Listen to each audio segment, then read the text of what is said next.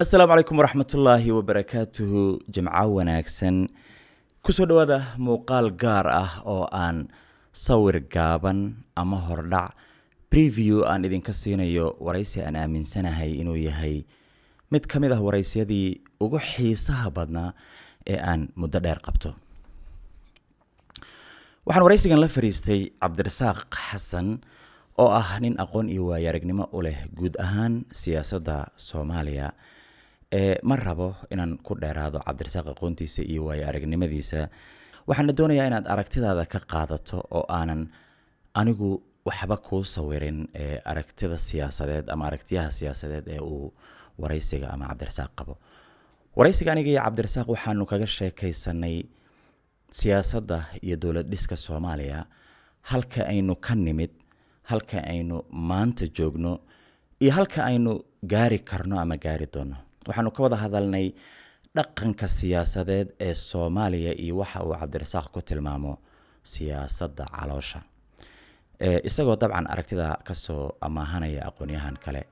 waxaanu ka sheekaysanay federaalka iyo hay'adaha dawladda, amniga iyo al-shabaab, ciidamada shisheeye ee Soomaaliya jooga, loolanka quwadaha dibadda iyo sida ay dhammaan arrimahaasi ama dhinacyadaasi ay isugu xiran yihiin, iyo mowduucyo kale oo ah kuwa taagan iyo kuwa la filaya inay ama laga yaabo inay nagu yimaadaan. laakiin waraysigu waxa uu marka uu dhamaaday kadib, gaar ahaan intii aan edit gareynayo waraysiga oo aan weli edit gareyntiisa wado xilliga aan duubaya muuqaalkan, dhowr su'aalood ayaa maskaxdayda ku soo noqnoqday oo ay ka mid yihiin tusaale ahaan maxaa dhici kara haddii madaxweynaha Soomaaliya ee muddaxileedkiisa rasmiga ah uu dhamaaday dhowr bilood ka hor, iminka ay isaga iyo dawladdiisa xilgaarsiinta iyo mucaaradku heshiin kari waayaan. maxaase dhacaya haddii ciidamada shisheeye ee nabad ilaalinta Soomaaliya u jooga ay dalka ka baxaan? waa su'aalo aan waraysiga ku taabtaabanay aniga iyo Cabdirasaaq intii aanu sheekaysanaynay. waxaase jira su'aal intaa ka sii mug weyn. ku dhowaad 30 sano oo madaxweyne la bedelayay, dawlada la dhisayay, shirar la qabanayay, miyaynu dhab ahaantii u dhowaanay inaynu dhisno dawlad Soomaaliyeed oo iyadu iskeed isu maamuli karta, iskeed isu difaaci karta, sharcigeedina ilaalin karta? walwalka ugu weyn ee waraysigu abaarayo ama walwalada ugu weyn ee waraysigu abaarayo waxaa ka mid ah madaxweyne ayaynu bedelnaa ama la bedelaa, mid kale ayaa yimaada, isagana waa la bedelaa, mid kale ayaana yimaada.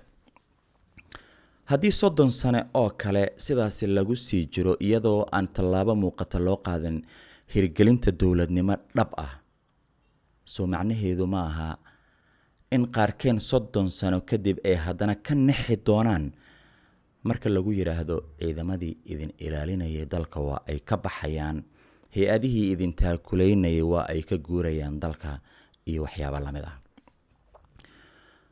waxa laga yaabaa in sida aan aniguba muddo aaminsanaa in ciidamada shisheeye iyo qaaraanka shisheeye ee dalka soo gala aanay ahmiyad weyn ku lahayn. kula mid ayaan ahaa muddo dheer.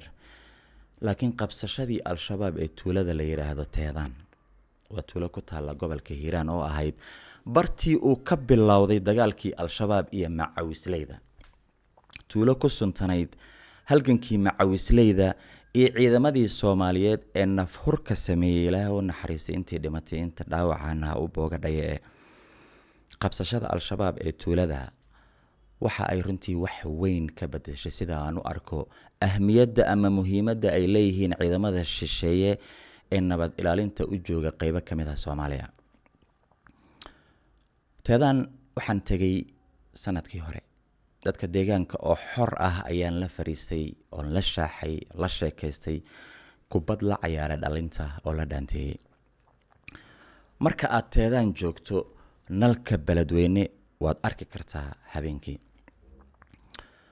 haddaba haddii ciidamada Jabuutiyaanka ah ee beledweyne ku sugan ay beledweyne ka baxaan, anigu uma malaynayo inay maalin qaadanaysa in xaaladdu ay si weyn isku badasho magaalada beledweyne iyo guud ahaan gobolka Hiiraan. magaalooyin kale oo badan oo dalka ka mid ah iyo gobollo kale oo dalka ka mid ahna waa la mid oo xaaladuhu aad uma kala duwana. marka su-aashu waxa ay tahay haddii 20 sano kadib weli magaalooyin Soomaaliyeed ammaankoodu uu ku xiran yahay ciidan dal kale leeyahay, dowlad dhiskii aynu muddadaas wadnay xagee buu marayaa? waraysigan aan Cabdirasaaq la yeeshay waxa uu wax badan ka sheegayaa sadarka waa sadarka dowlad dhiska Soomaaliya iyo halka ay hoggaankeena siyaasadeed kaga sugan yihiin ama kaga dhigan yihiin iyo waxyaabaha ay ka fikirayaan. waxaase jira arrin kale oo aan isleeyahay waa inaynu si dhab ah u eegno oo aanu ku baraarugno. dowladnimadu ma aha kaliya madaxweyne, ma aha ra'iisul wasaare, ma aha baarlamaan, calan iyo xafiisyo.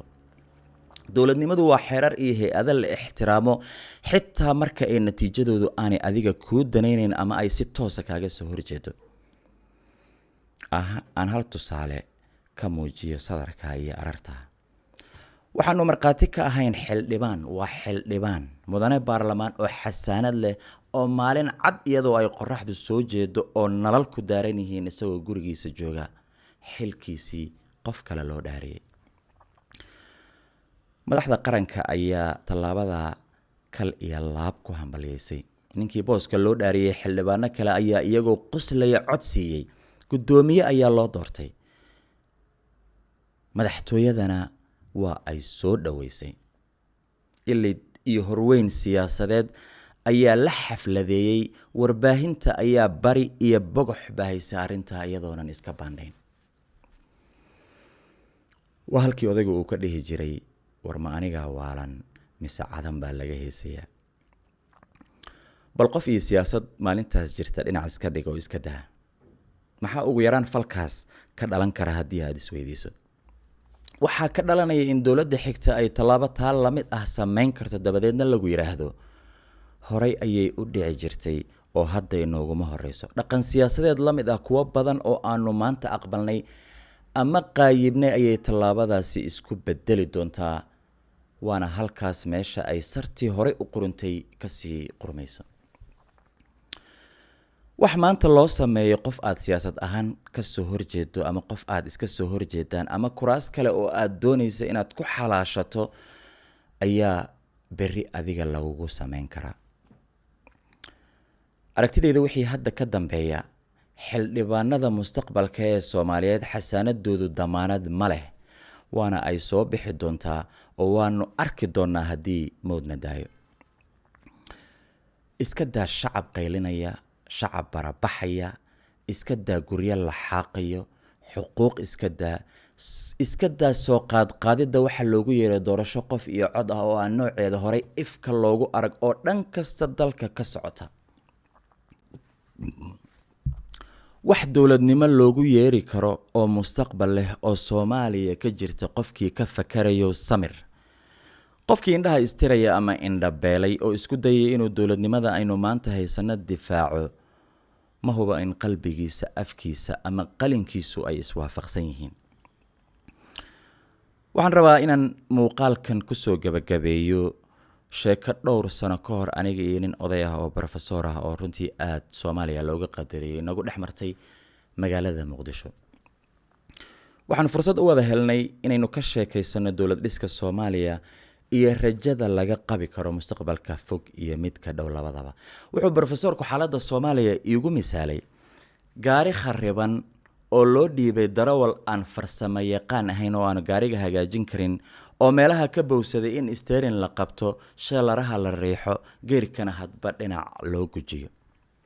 waxa uu yiri dadka gaariga saaran waxaa la rabaa inay Kismaayo tagaan oo halka Muqdisho koonfur looga dhaqaaqo. laakiin darawalka gaariga loo dhiibay waxa uu afka saarayaa wadada Balcad aada oo ah cagsiga halkii dadka loo waday. gaariga lug baa banjarsan, matoorka qiiqaya, haadad ma leh, albaabada qaar baa maqan, darawalkuna farsamo yaqaan ma aha oo ma hagaajin karo inaha. laakiin danka ma laha. sheelar ayuu lugta beerka u saarayaa, muddo ayaa laga daba qaylinayaa, warjooji gaariga, war halkeed u socotaa, war halkeed nagu wadaa. isagoo aan xamarba ka bixin ayaa gaariga laga dejinayaa.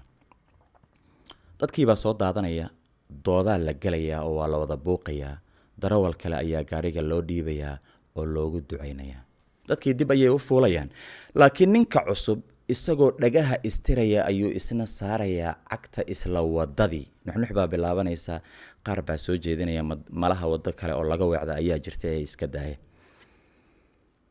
siduu sheelaraha gaariga ugu wado ayaa la ogaanayaa in jihada uu u socdo aysan ahayn tii saxda ahayd meel laga soo weecdana aysan jirin sidii iyo si ka daran ayuu gaariga u wadaa muraayadaha intii harsanayd ayaa daadanaya isagoon banaadirba dhaafin ayaa haddana laga dejinayaa mid kale ayaa la keenayaa sidii iyo si ka daran darawalladu ay isbedelayaan marka qir la gaaro laakiin gaariga waa gaarigii ciladu waa ciladii wadadii iyo jihaduna waa wadadii iyo isla jihadii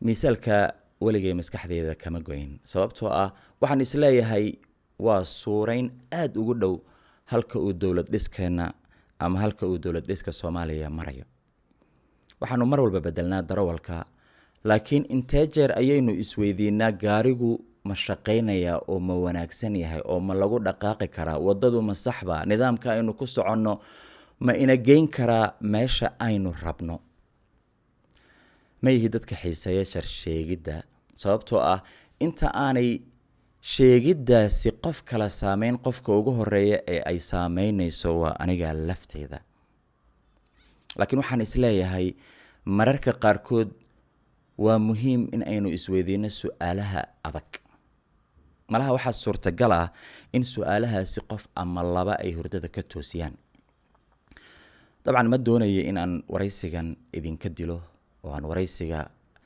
aad u dhex galo adinka ayaan rabaa inaan idin daayo si aad fikrad uga qaadataan oo aad ku go'aan qaadataan aragtiyaha ku jirana aad gaar u fahamtaan waxaan rajaynayaa in waraysigan marka lagu gudbo qaybaha hore ee taariikhda ah iyo way aragnimada Cabdirasaaq ee ku saabsan wax la soo dhaafay wax uun idinkaga bidhaamiya halka uu dalku maanta taagan yahay iyo mustaqbalka halka uu ku socdo waraysigan waxaan ugu magac daray siyaasadda caloosha waxaad kaga bogan kartaan barteena YouTube-ka ee MHN Live ama Maxamed Xaraare Networks waraysigan la mid ah oo mowduucyo kala duwan taabanaya ayaynu haddii ilaahay yiraahdo marba mid idin soo gudbin doonaa ka warhaya baraheena aad iyo aad ayaad u mahadsantihiin guuleysta